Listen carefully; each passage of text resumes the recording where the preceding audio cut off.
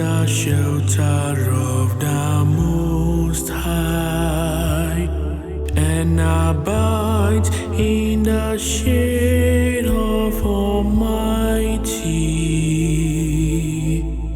Says to the Lord, my refuge, my strong God, my God in whom I trust. Be with me, O Lord, be with me, O Lord, when I am in distress.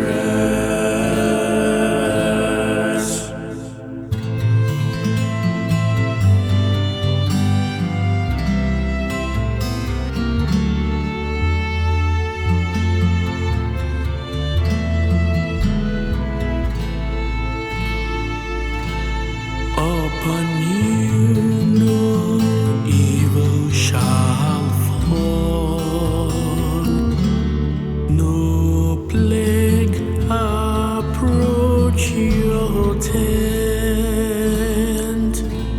for you has He commanded His angels to keep you in all your ways. Be with me, O Lord, be with me, O Lord, when I am in distress. Be with me, O Lord, be with me, O Lord, when I am in distress.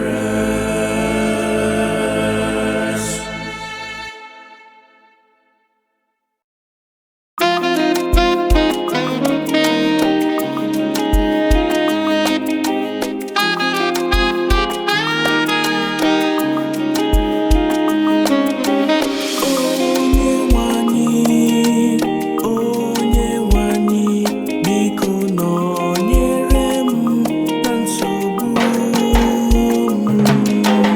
Onye nwanyị, biko nọnyere m na nsogbu m.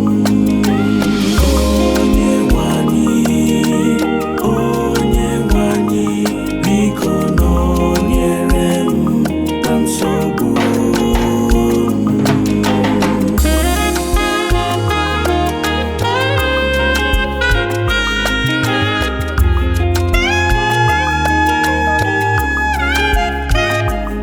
Onye bi na nchedo nke onye kacha elu, bịakwa nọrọ n'ime ndụ nke onye ji ike niile.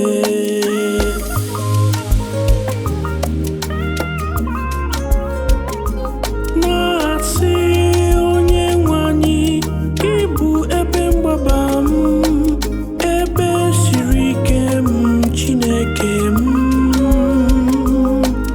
onye m tụkwasara obi.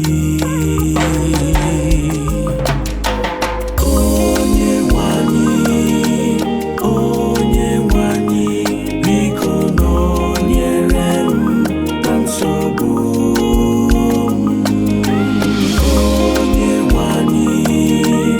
Onye nwanyị, biko nọnyere m na nsogbu m.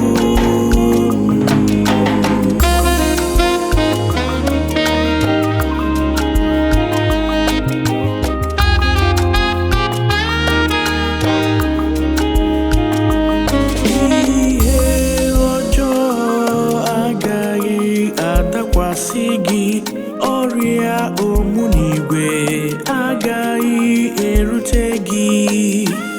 O nyela ndị mmụọ ozi ya iwu ka ha chekwaba gị n'ụzọ gị